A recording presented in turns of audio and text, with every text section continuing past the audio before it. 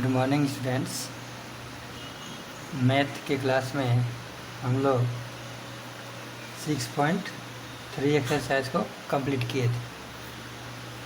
अब एक्सरसाइज 6.4 शुरू करने से पहले उसमें एक प्रमेय जानना जरूरी है।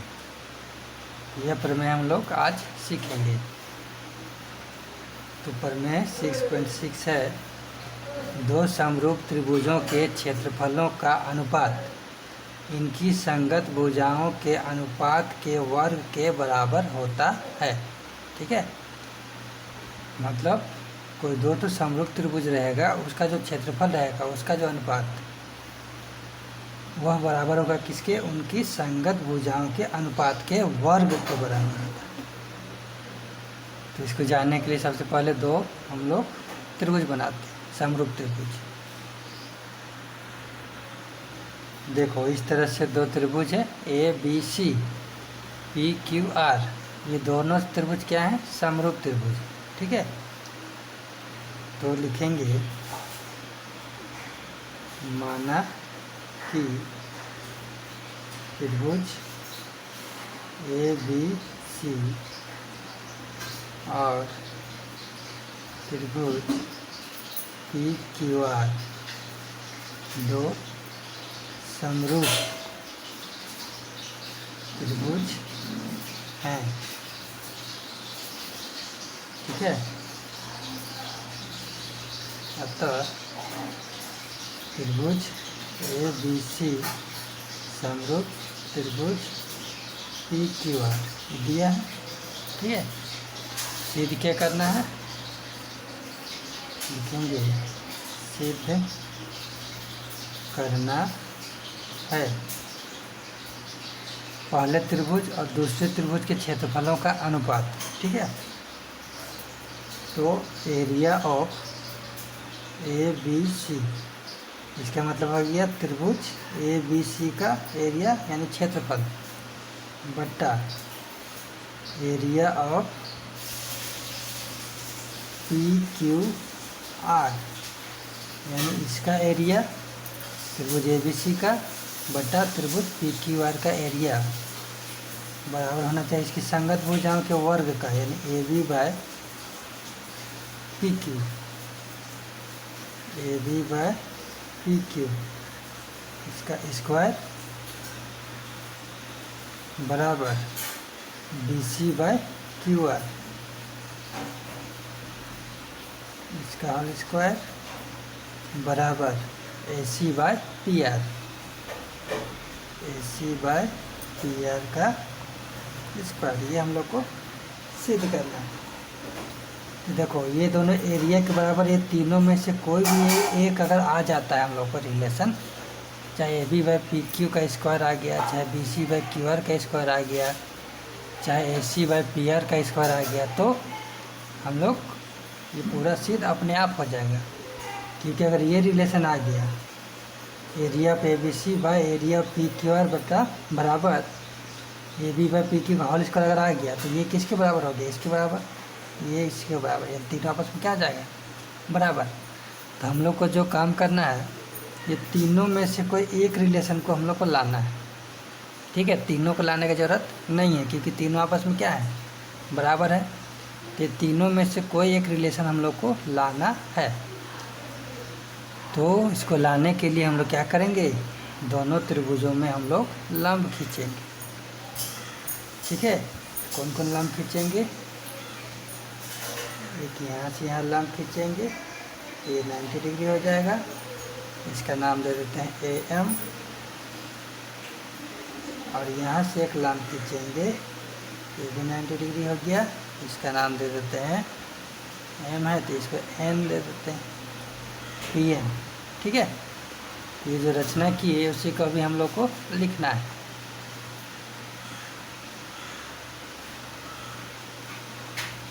तो रचना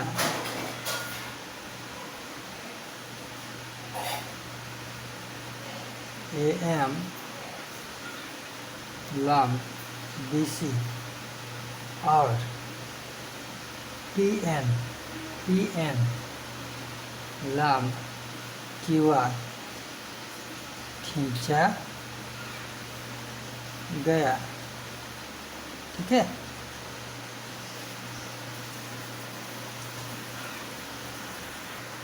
अब देखो जैसे हम लोग इस त्रिभुज में लंब खींचे, ठीक है, अब ये 90 डिग्री का कौन बना, तो यह पूरा त्रिभुज कौन सा त्रिभुज हो गया, समकोण त्रिभुज हो गया। उसी तरह पी एन लंब खींचने के बाद त्रिभुज पी क्यू आर क्या हो गया, एक समकोण त्रिभुज हो गया।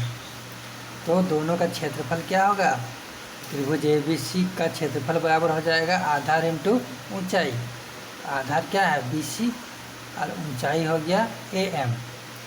उसी तरह area of P Q R निकालेंगे, आधार हो गया क्यू आर और ऊंचाई हो गया पी एम। ठीक है, इसी को हम लोग लिखते हैं, लिखेंगे प्रमाण त्रिभुज ए बी सी में एरिया ऑफ त्रिभुज A B C equal to 1/2। आधार कितना हो गया, बी सी, और ऊंचाई हो गया ए एम। ठीक है, इसी प्रकार त्रिभुज पी क्यू आर में area of P Q R equal to हो गया 1/2 इंटू आधार में हो गया क्यू आर और ऊंचाई हो गया पी एन। ठीक है, इसको 1 कर दो, इसको 2 कर दो। अब बोला है कि दोनों के एरिया का अनुपात, तो अनुपात करने के लिए इसको इससे भाग देंगे, समीकरण 1 को समीकरण 2 से भाग देंगे, तो area of A B C बट्टा क्या हो जाएगा, area of P Q R. ये भी दोनों डिवाइड में हो जाएगा, तो डिवाइड में हो जाएगा तो 1/2 1/2 कट जाएगा। ठीक है, लिखेंगे समीकरण 1 को 2 से भाग देने पर area of A B C by area of P Q R, यहाँ जाएगा 1/2 B C into A M, नीचे 1/2 into Q R into P N. ठीक है, ये दोनों कट गया, ये दोनों गुणा में इसको हम लोग अलग अलग भी लिख सकते हैं, B C by Q R गुना A M by P N लिख सकते हैं। इसका area of A B C, area of P Q R. ठीक है, इसको 3 कर दो समीकरण। अब हम लोग क्या करेंगे, देखो अब हम लोग ये जो त्रिभुज है ए बी एम और पी क्यू एन, ये दोनों को क्या दिखाएंगे, समरूप दिखाएंगे। ठीक है, समरूप दिखाने के लिए 2 चीज़ हम लोग खोजना पड़ेगा। देखो एक चीज़ मिल रहा है, इसमें भी 90 डिग्री, इसमें भी 90 डिग्री। ठीक है, ये कोण मिल गया 90 डिग्री, इसमें ये कोण होगा और ये कोण होगा 90 डिग्री। और देखो ये कोण और ये कोण दोनों बराबर होगा, क्योंकि ए बी सी और पी क्यू आर दोनों क्या है, समरूप है। तो संगत कोण जो हो गया एंगल बी और एंगल क्यू, दोनों आपस में क्या हो गया, बराबर हो गया। तो ए से हम लोग को ए बी एम और पी क्यू एन दोनों क्या हो गया, समरूप हो गया। इसी को हम लोग लिखेंगे त्रिभुज ए बी एम और त्रिभुज पी क्यू एन में angle B equal to angle Q हो गया, कारण चूंकि त्रिभुज ए बी सी समरूप है त्रिभुज पी क्यू आर के। ठीक है, दूसरा क्या हो गया, angle A M B equal to angle P N Q equal to क्या होगा, 90 डिग्री। इसलिए त्रिभुज ए बी एम समरूप हो गया त्रिभुज पी क्यू एन के। ए कसौटी से। ठीक है, अब देखो ए बी एम और पी क्यू एन दोनों समरूप हो गया, तो इसकी संगत भुजाओं का अनुपात क्या होगा, बराबर होगा। तो क्या हो जाएगा, A B by P Q हो जाएगा, बराबर क्या हो जाएगा, A M by P N बराबर B M by Q N. तीनों संगत भुजाएं का अनुपात क्या हो जाएगा, आपस में बराबर हो जाएगा। तो हम लोग को तीनों को लेने का जरूरत नहीं है, कोई दो ठो लेते हैं, A B by P Q लेते हैं बराबर A M by P N लेते हैं, दो ही भुजा का अनुपात लेते हैं। तीनों दिखाने का भी हम लोग को जरूरत नहीं है। ठीक है, लिखेंगे, इसलिए क्या हो गया, A B by P Q इसके बराबर हो गया A M by P N. ठीक है, अब लिखेंगे चूंकि त्रिभुज ए बी सी समरूप है त्रिभुज पी क्यू आर के, तो क्या हो जाएगा, A B by P Q बराबर B C by Q R बराबर A C by P R. ये दोनों त्रिभुज जो दिया हुआ था ये दिया हुआ है। ठीक है, दिया है लिख देंगे, दिया है तो जब दोनों समरूप दिया हुआ है तो इनकी भुजाओं का अनुपात क्या हो जाएगा, बराबर हो जाएगा, जो बड़ा त्रिभुज है उसका। अब देखो यहाँ पर A B by P Q है ना, और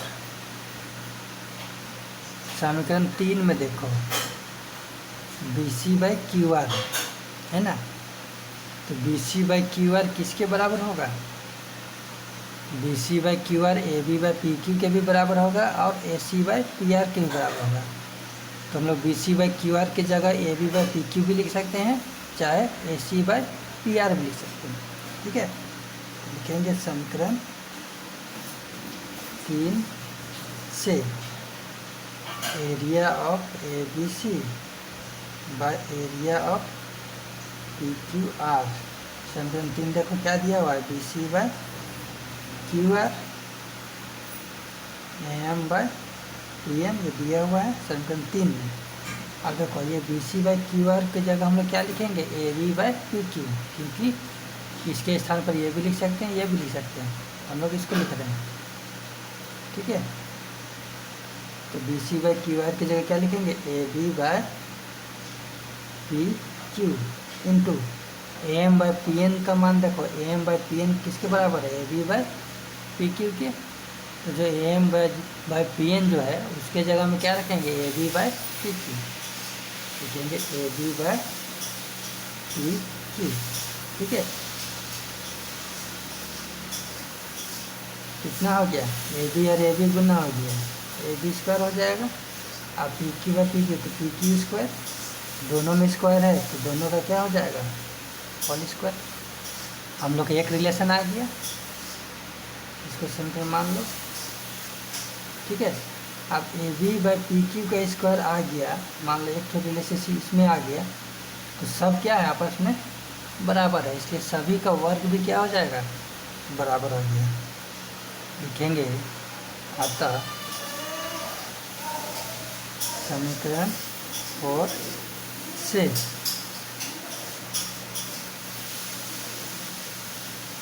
ए R by A B C A R by P Q R, देखो ए बी स्क्वायर यानी सबका स्क्वायर कर दो, ये तो हम लोग सिद्ध कर चुके हैं कि इसके बराबर क्या हो जाएगा, B C by Q R का स्क्वायर और A C by P R का होल स्क्वायर। ये हम लोग को सिद्ध करना था। ठीक है, तो इसको अच्छा से देख लेना और बनाने का कोशिश करना, यह भी इम्पोर्टेंट है, एग्ज़ाम में आ सकता है। ठीक है, तो इस चैप्टर में मतलब इस एक्सरसाइज में यही एक प्रमेय है, 6.4 में यही प्रमेय यूज होने वाला है। ठीक है, तो अब हम लोग चलते हैं एक्सरसाइज 6.4 का क्वेश्चन नंबर 1।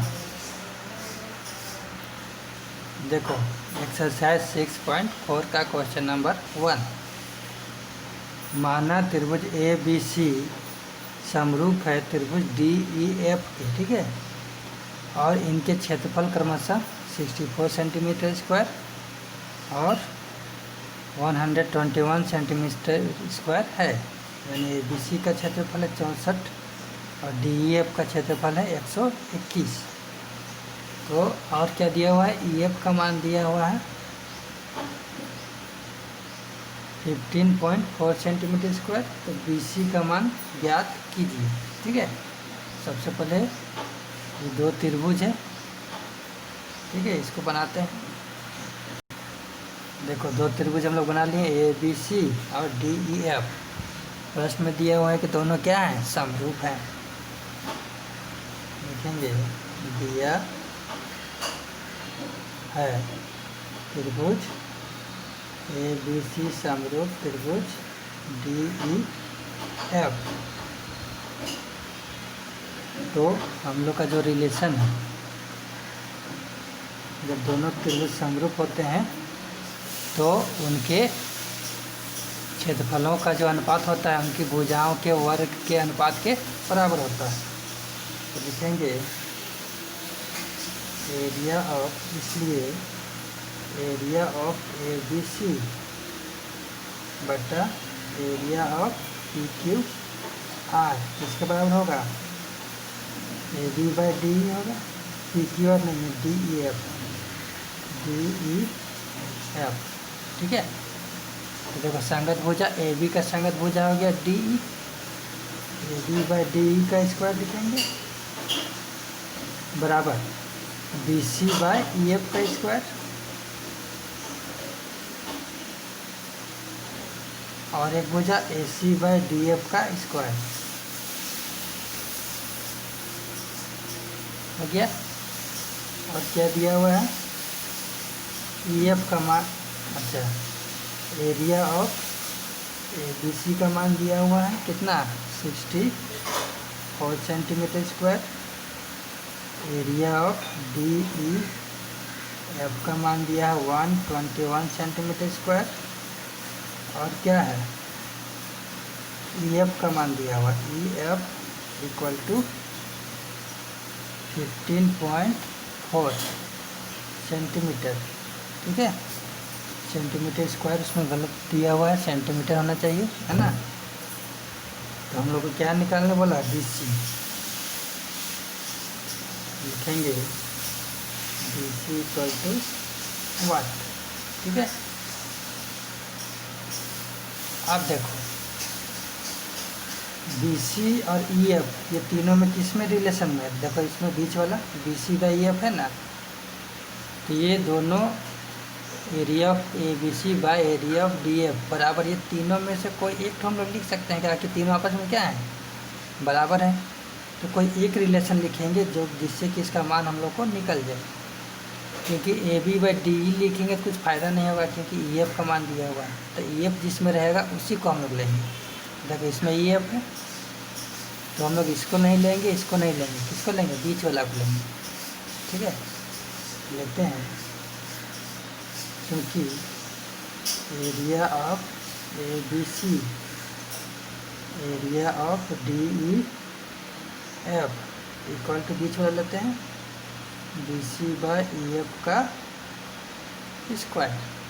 अब मान रख दो, area of A B C का मान कितना है 64 और डी एफ का 121। बी सी का मालूम नहीं, ई एफ का मान कितना है 15.4 होल स्क्वायर हो जाएगा। ठीक है,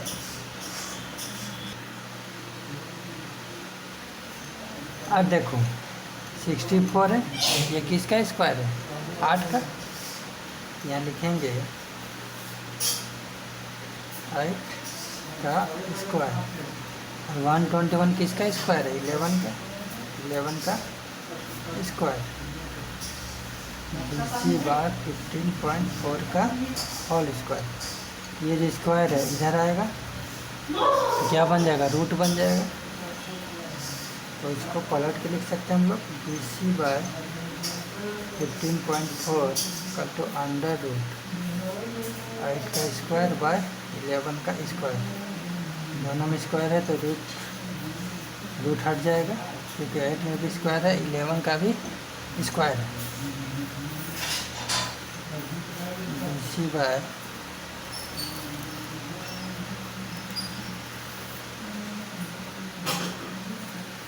15.4 8 बाय 11 धीरे गुना करेंगे, BC इंटू 11 8 इंटू 15.4, इसलिए BC equal to 8 into 15.4 by 11। इसको तुम लोग खुद से सॉल्व कर लेना, आंसर आ जाएगा। पॉइंट हटाना, पॉइंट हटा के जो भी आएगा इसका सॉल्व कर लेना। ये तुम लोग का HW, ठीक है। तो आज रहने देते हैं यहीं तक क्लास। इस एक्सरसाइज में टोटल 7 क्वेश्चन हैं। तो आज एक क्वेश्चन बना है, अगला क्लास में देखते हैं कितना क्वेश्चन बनेगा। तो जो भी होमवर्क थोड़ा सा है तुम लोग को होमवर्क दिया हुआ है और वो प्रमेय है उसको याद रखना है, काहे कि इस एक्सरसाइज में उस प्रमेय का बहुत ही आवश्यकता है, ठीक है। तो आज का क्लास समाप्त।